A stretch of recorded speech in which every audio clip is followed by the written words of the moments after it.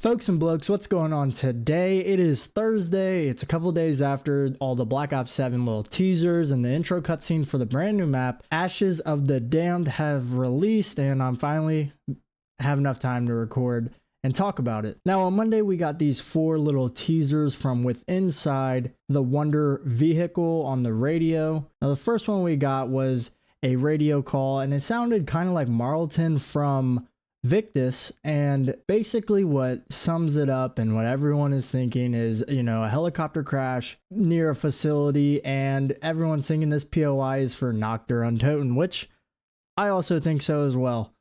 And especially with how more information came out, it's definitely probably gonna be a thing, especially since it's like Transit reimagined, and as you know, Noctur Untoten was a part of Transit. The second one we got was a bit more interesting, and it was a Russian rocket launch site, and the rocket got frozen in midair, frozen before launch, frozen. Everyone's thinking Ascension, and then obviously when the poster came out, I am 99% sure Ascension is definitely going to be a POI. The third teaser we got, which was just the Transit/Diner loading music, and very nostalgic and reminiscent, but that's all it was. And then the fourth one, it was very weird at first, but then obviously at the end there, during it, we heard a bunch of new enemy noises. People were talking about bear.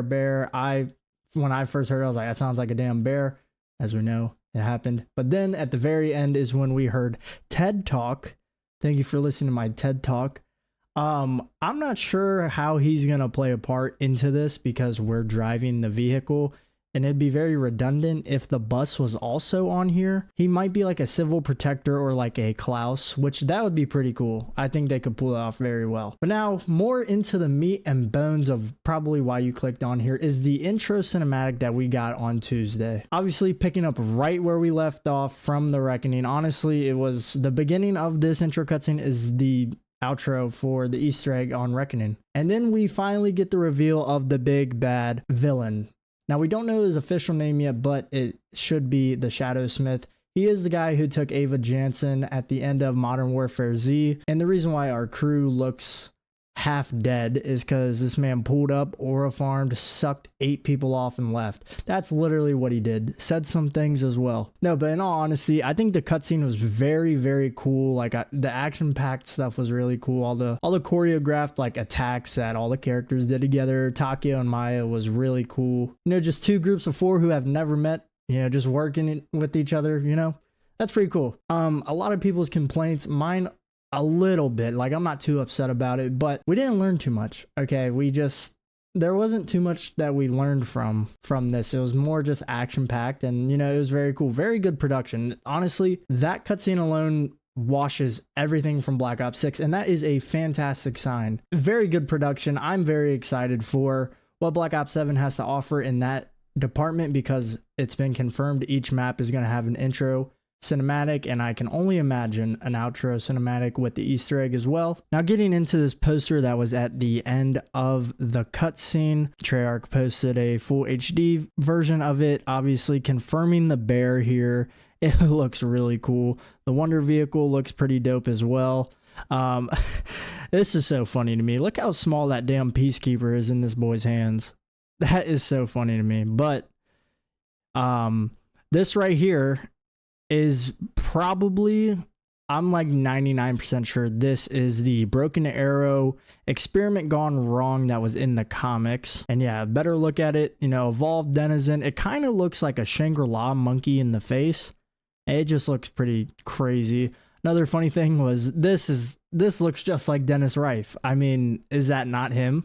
Getting into the most important part of this poster, you scroll in onto the bloke's eyes. That 100% to me is Ascension. If it's not Ascension, I'll bear crawl Legos butt naked. And then here is the pyramid that Panos was talking about in the intel, and it looks really cool. It looks a bit like Revelations to me, and a bit of Shangri-La as well. That's going to be really interesting, and I'm pretty sure that's a Chaos, like one of those designs from Chaos there. It's just a triangle. I could just be shooting that out of my ass, but no, this poster is really, really dope. I like the zombies as purple. We're in the Dark Ether.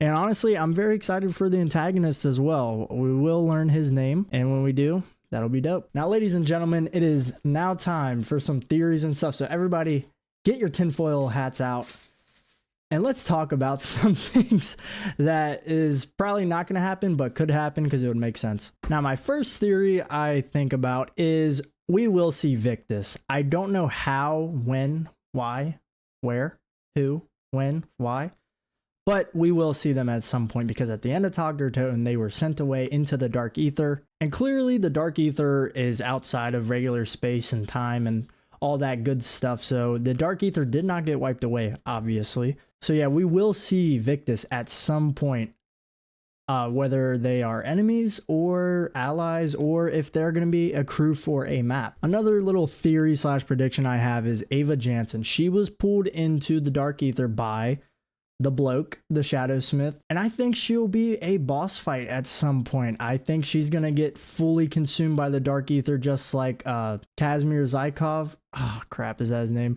Yeah, Kazmir Zykov. Like he did. He turned into the Forsaken. I think something very similar will happen to her, and she was the entity from Modern Warfare 3. I think she will be completely fucked by the Dark Ether, and she will be a boss fight for us to defeat. Ava Jansen, RIP, you're definitely a goner. Now, this third one I want to get into is probably the most popular theory right now, and is the Shadow Smith Jebediah Brown. It would make some sense. I would be for it. I'm cool for it. I think it definitely makes a lot of sense. You know, he's got the Western theme going for him. He's got the talk, boy. He sounds kind of like a Jebediah, if you ask me. But yeah, if it happens, it happens. Cool. I'm not going to be upset about it. Just hopefully they do it right. Now, one thing that I am kind of starting to think with all the different POIs, first off, I think we're going to get a buried POI, especially if this guy is Jebediah Brown, because that's where he's from. That would be an easy layup. I also think, especially with this pyramid, we're going to see like a Revelations POI. You know, there's BO2, there's BO3, and then for the BO4 one, if they go in this route, I think we'll see something like Blood of the Dead. And who knows, if that happens, maybe we could even see the mob crew.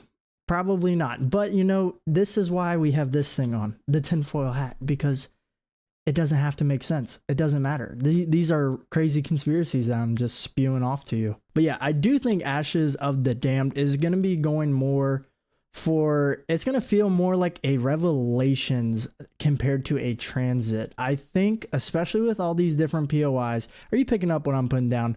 Good. Because, yeah, I just think maybe it'll be kind of similar to Revelations, and I'm all for it, you know what I mean? Like, I think Revelations is a good map, and I think they could do something better. I really do, especially, hopefully, story-wise, they do something better as well. Also, I think this is the game where we see Maya's fate. I think she will, at the end of the game, die. I think with the rest of our crew, I think she'll die in the Dark Ether. That's why we don't see her in MWZ. But yeah, I think Maya will unfortunately pass. Maybe we see the fate of the Requiem crew as well, like leading up to them in the chairs there, like in Modern Warfare Z. But yeah, I think Maya is going to be a goner. RIP Maya.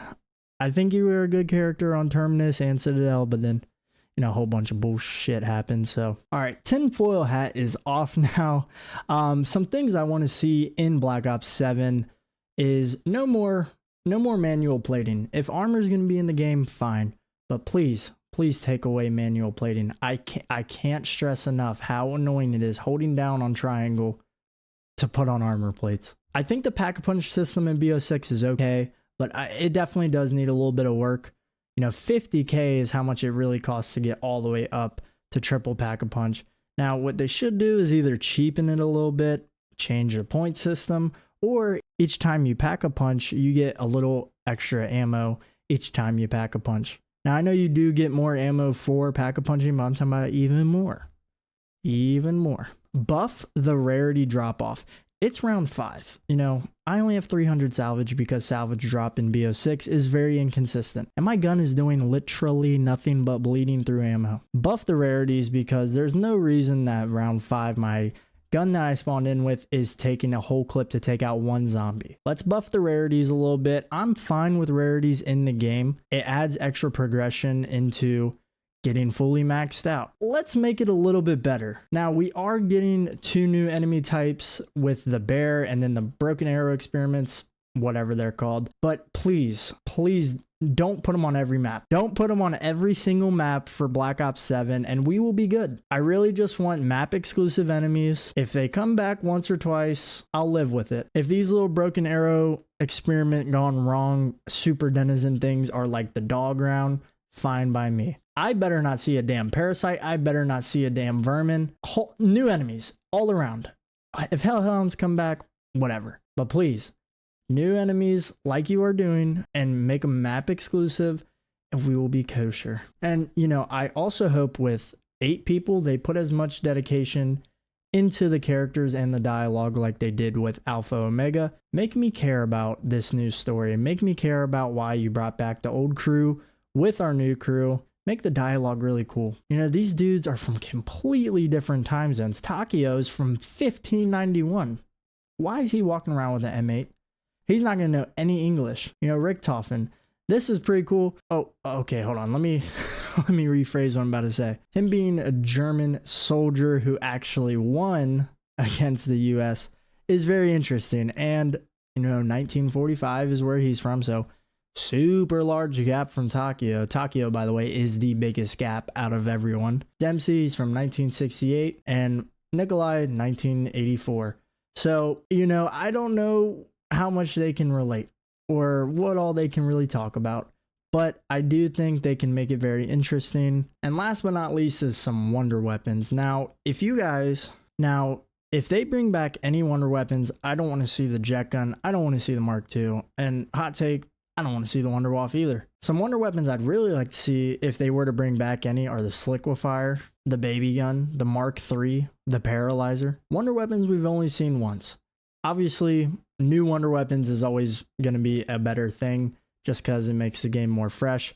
But if you are going to bring back any wonder weapons, please, for the love of God, make it wonder weapons we've only seen like once. But yeah, that is all I have for Call of Duty Black Ops 7. And I know that they announced on the blog that next week is when they are going into full detail with gameplay and all that. So I will be covering that as well. But until then, I'm out of here. Have a good one and goodbye.